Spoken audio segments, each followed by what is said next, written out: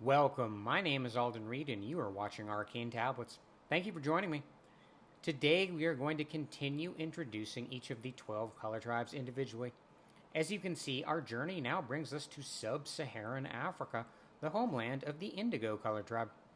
If you're not familiar with color tribes, I have a few videos up on my various channels and platforms which can provide you with some important introductory material. Basically, there are 12 human color tribes, and each tribe represents a color from the visible light spectrum or rainbow. Each color tribe has its own unique set of physical color characteristics, which symbolically anchor a unique metaphysical color energy. Okay, as always, we like to start by situating ourselves geographically. As we might imagine, primary regions are areas where the Indigo tribe is going to be clearly predominant, while secondary regions are areas where the Indigo tribe is still present, but probably more color blended, and where other color tribes are in some cases more predominant. Primary regions include Senegal, Guyana, Sierra Leone, Liberia, Cote d'Ivoire, Burkina Faso, Ghana, Togo, Benin, Nigeria, Cameroon, Central African Republic, South Sudan, Gabon, Congo, Democratic Republic of Congo, Uganda, Rwanda, Burundi, Angola, Zambia, Namibia, Botswana, Zimbabwe, Malawi, Mozambique, South Africa, Madagascar, Kenya, and Tanzania.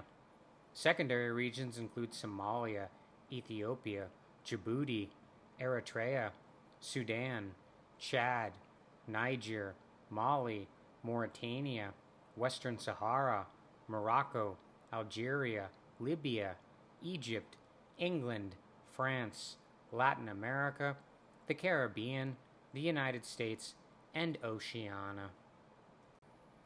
So here we have a map of the core regions of all the color tribes of the world, and this will also help give you a better sense of where the other color tribes are generally located. So of course we've got our core Indigo area here, really throughout sub-Saharan Africa, and it's going to be very strong naturally in West Africa and Central Africa. These were the original core homelands, really, of the Indigo people. But it'll be pretty strong throughout the rest of Southern Africa as well. And then it's really in the Sahel and in East Africa where it's going to start to be a little bit more color blended, especially with people from the Copper color tribe. Now let's take a look at the Greater Indigo region. So now we're looking at the Greater Indigo region, which really encompasses almost the entirety of Africa. So again, we've got our core area here in West Africa and Central Africa, and extending down into Southern Africa. Although there'll be some residual primordial brown tribe, which we'll talk about a little bit later in some of these regions, right? Now, getting into Madagascar, there's going to be some color blending here with some residual pink people that came over from Southeast Asia as part of the Austronesian expansion. So there might be some sort of pink indigo color energy in this area here. And then as we move up the coast here of the Indian Ocean into East Africa, there's going to be more and more copper people and color blended copper indigo people in a lot of these areas, especially when we get into Somalia and Ethiopia and Sudan, and then extending across the Sahel, especially through Chad and Niger and Mali and Mauritania. There's going to be a lot of indigo and copper people and color blended copper indigo people. And certainly there'll be some indigo people. They'll be often a little bit more color blended, but not always, in some of the more desert areas here of northern Africa, extending into the Maghreb here. And then, of course, North Africa tends to be a little bit more predominantly gold, especially along the coast. So there'll be some gold indigo people as well in some of these regions, right? And there'll be a little bit of bronze physical color characteristics and color energy in some of these places as well. Although the expansion that occurred as a result of the Islamic religion was, in many cases, a lot more cultural than necessarily all that many bronze people migrating. Nevertheless, you'll certainly find some bronze people, or some color blended bronze indigo or copper bronze people in many of these regions, especially of the Sahara, and in any country where, of course, Islam is the dominant religion. Now, naturally, as we sort of highlighted in the other slide, many people, of course, were forcibly migrated. Many indigo people, especially from this area of West Africa here, were forcibly migrated to North and South America after the Columbian Exchange. And then more recently, many indigo people, largely due to colonial ties, especially with France and Great Britain, have migrated to other areas of Europe and other European countries as well, but certainly France and England are the two countries where you're going to find noticeable amounts of indigo people from sub-Saharan Africa. So there are actually two kinds of melanin that influence human physical characteristics: eumelanin and pheomelanin. Eumelanin is a darker pigment that comes in shades of brown and black, and people from tropical regions usually have a lot of eumelanin in their skin, eyes, and hair. Conversely, people from temperate regions usually have much less eumelanin in their skin, and often less in their eyes and hair as well. Pheomelanin is a lighter pigment that comes in shades of red and yellow, so tribes which represent a color that includes red and or yellow do indeed have subtle red and or yellow hues and undertones in their skin. The key point here is that there is no blue pheomelanin, and as a result, tribes that represent a color that includes blue don't have skin colors with similar subtle blue hues or undertones. Instead, these tribes signal their color alignment with other physical characteristics like lighter hair and eye colors, especially blue eyes. Although I should mention, when it comes to the indigo tribe, it is really, as we shall see, the combination of the dark brown eumelanin and a little bit of red pheomelanin that signals their indigo color alignment. Mono-indigo people usually have large amounts of brown eumelanin in their skin, mixed with small amounts of red pheomelanin, which imbues them with a variety of undertones that range from dark mocha to eggplant. As their skin is so melanin-rich, it does not visibly tan, and they usually have a lustrous, metallic, purplish complexion.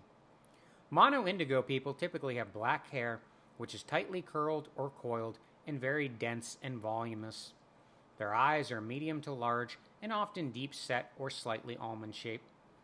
They are usually dark brown or black and often have soft lids and dark, reflective irises. Mono-indigo people generally have oval or diamond-shaped faces with high cheekbones, muted angularity, and smooth contours. They usually have strong jaw lines that are often gently rounded, but sometimes sharper and more pointed. Their lips are typically very large, full, and expressive, with plush, natural curvature. Mono-indigo people have a wide variety of nose shapes, but they are commonly broad, straight, and flared. Their bodies are naturally muscular, with broad shoulders, small torsos, narrow waists, long limbs, and medium to large-sized builds. Mono-indigo men typically have light to moderate body and facial hair. Many grow full beards, but sometimes they are sparse and patchy, and they rarely cover their cheeks. So before we continue, we need to talk about universal energy signatures and metaphysical correspondences. In basic terms, UES are raw, primal, energetic forces that imbue many different things and categories within reality, especially key metaphysical systems like astrology, archetypes, chakras, and color tribes. As a result, specific units or attributes from each of these metaphysical systems, like Aquarius, the Innovator, the Third Eye Chakra, and Indigo, share natural corresponding relationships with the other attributes imbued by the same UES.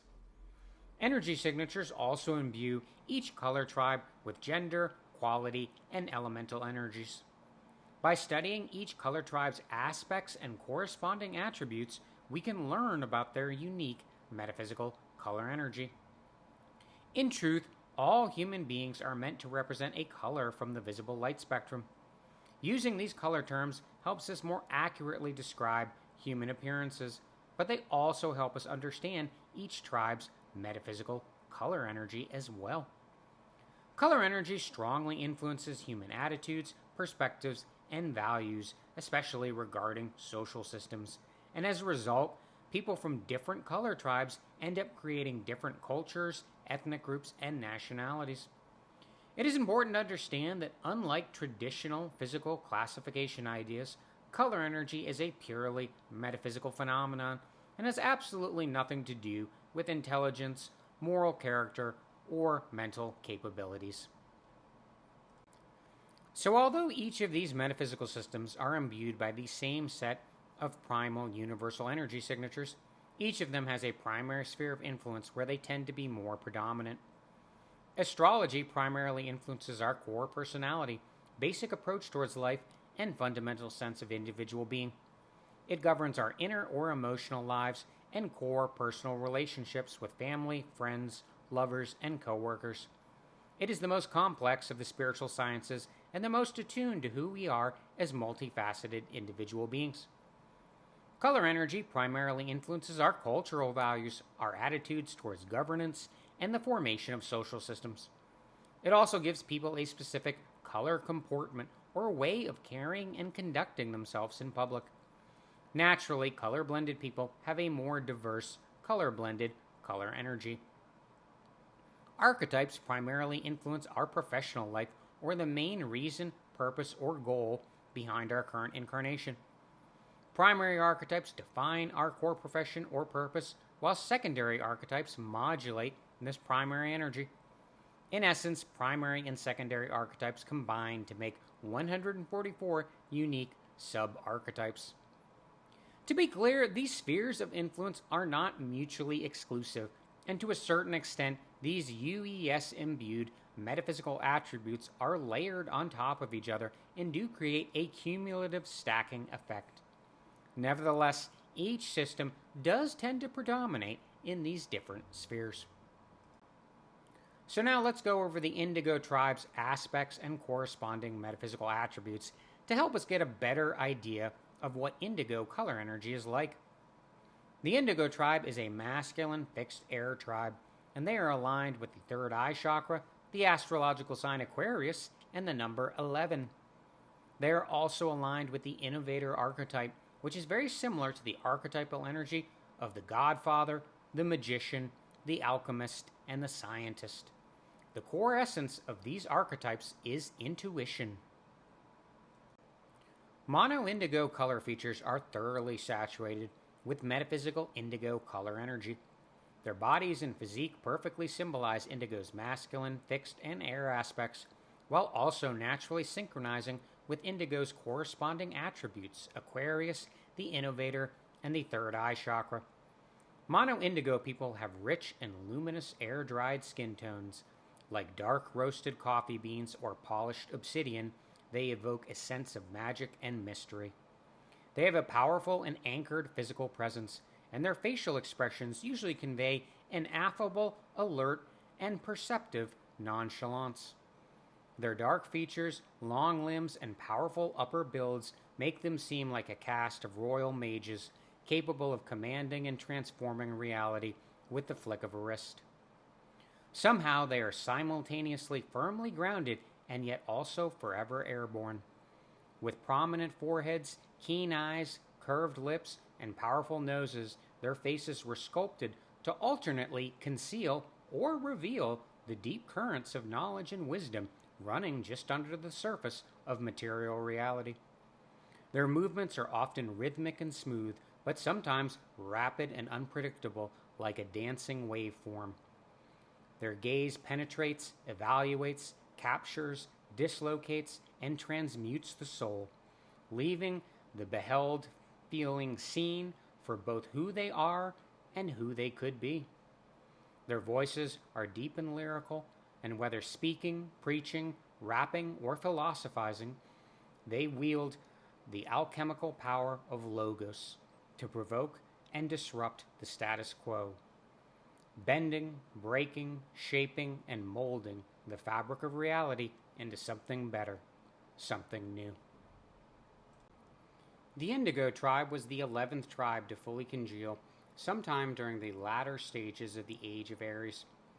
The Proto-Indigo tribe started forming sometime after the beginning of the Age of Taurus in 4468 BC, and certainly by the time the Age of Aries began in 2308 BC, early Proto-Indigo people were creating the classic Nubian cultural horizon in the Sudan, just south of the predominantly Copper Egyptians. As Copper Egyptian civilization declined and the New Kingdom came to an end, several powerful Indigo Nubian rulers made a claim to rule the ancient and venerable land to the north that had so strongly influenced their own cultural development for thousands of years. However, the gradual desertification of the Sahara during the Age of Taurus caused the majority of these Proto-Indigo people to migrate south into West and Central Africa, which became the true homelands of the fully formed Indigo tribe. By the time the Age of Pisces began in 148 BC, the Indigo tribe was firmly situated in the Niger River basin, and the Indigo Bantu cultural horizon was still expanding across Africa. As the Age of Pisces progressed, this iron-working, cattle-herding culture exploded across the rest of sub-Saharan Africa and transformed this ancient land into a predominantly indigo continent. To be sure, members of the older copper and primordial brown tribes were still present in many areas the Indigo tribe expanded into, which is naturally why many Indigo people have skin colors which are intermediate. Indeed, much of the population of Saharan and Sub-Saharan Africa is color-blended, which is also one of the reasons people remain confused to this day about the differences between the primordial brown tribe, the copper tribe, and the Indigo tribe. We have not discussed the primordial brown tribe yet, but they were the original mother tribe of the future 12 color tribes and most closely linked to the modern San peoples. Just as the Yellow tribe developed for a long time in isolation in East Asia, the Indigo tribe developed for a long time in relative isolation in Sub-Saharan Africa. While North Africa and the Horn of Africa have been deeply connected to the West Eurasian world since the days of ancient Egypt and Sumer, it was not until the second half of the Age of Pisces that Islamic expansion led many Bronze and Gold tribe people from the Middle East and North Africa to penetrate further into the Indigo heartlands. Since the Indigo Bantu peoples did not leave many written records of their civilizations, it is somewhat difficult to fully assess what Indigo cultures were like in these early days. Like all air tribes, the Indigo Bantu culture was certainly quite expansive. And unlike the Pink, Bronze, and Cyan fire tribes, this expansion was steady and gradual. Indeed, the Bantu peoples conquered Africa one step at a time, with small groups of people migrating and spreading their own unique civilizational package of ironworking, pastoralism, and tropical agriculture. To be sure, we know the Indigo tribe created many impressive cities from Timbuktu in ancient Mali to Great Zimbabwe down in southern Africa. As a masculine fixed air tribe aligned with Aquarius, the innovator archetype, and the third eye chakra, most predominantly Indigo cultures generally value trade, technology, progress, and individual achievement, and tend to emphasize leaders with strong charisma, intuition, and wisdom. The Islamic conquest of North Africa and European conquest of the Americas were major turning points for the Indigo tribe, who started to be intensely exploited for resources like gold and, of course, slave labor. The constant drain of Indigo resources and people hurt the long-term development of civilization in sub-Saharan Africa. Moreover, even after the slave trade ended, formal European imperialism continued to exploit resources and prevent economic growth in many African nations. At the same time, something quite remarkable happened. Many of the Indigo people forcibly migrated as slaves to the Americas started gradually making important contributions to the development of Latin American and especially American culture. As many have long predicted, the United States was always destined to become the new Atlantis, and indeed the most color-blended nation in the world. The United States is an area of the world where people from all 12 color tribes can come together and forge a better future that honors and respects the unique metaphysical color energy of each color tribe. At the same time, in the wake of European colonialism, many Indigo people have also migrated to Western Europe, which has enabled all 4 throat and third eye chakra tribes, Cyan, Blue, Indigo, and Violet, to combine and start driving modern Western culture forward together. The fact that we have just entered the age of Aquarius in 2012 has only served to further accelerate the rise of the Indigo tribe, who naturally synchronize with Aquarian energy. More than ever, Indigo people now have the resources and support they need to help them contribute their unique color energy to the world. It started, of course, in the United States, where in the early 20th century, many Indigo musicians and scientists started contributing to the growth of American culture, and this has only accelerated since the Civil Rights Movement in the 1960s. In examining these cultural and scientific contributions, we can clearly see how the Indigo tribe channels their unique Aquarius innovator transformative energy into the growth of modern world civilization. Indeed, the masculine third eye energy gives people from the Indigo tribe a strong sense of intuition and helps them forge ahead and innovate when others remain stuck in the past. At the same time, the fixed energy keeps this progress steady, much like the steady progress of the ancient Bantu herders. To be sure, this intuitive third eye energy is also strongly expressed in African and Caribbean and rural American Indigo cultures as well, where a deep respect for spirituality, ritual, and magic remains firmly rooted to this day.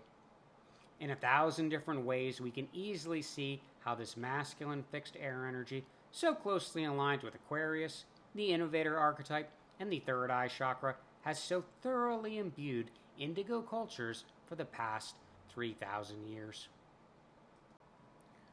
All right, thank you for joining me on this journey of human color tribe exploration and celebration of human diversity. Please like, subscribe, and share this video with others. Next up, we are going to journey to Northern Europe and find out what is going on with the Violet color tribe. For now, I just want you to know that you are wonderful, you are beautiful, and you are absolutely perfect just the way you are. Know that I love you very much and that God loves you very much as well. Many blessings. We will see you again very soon.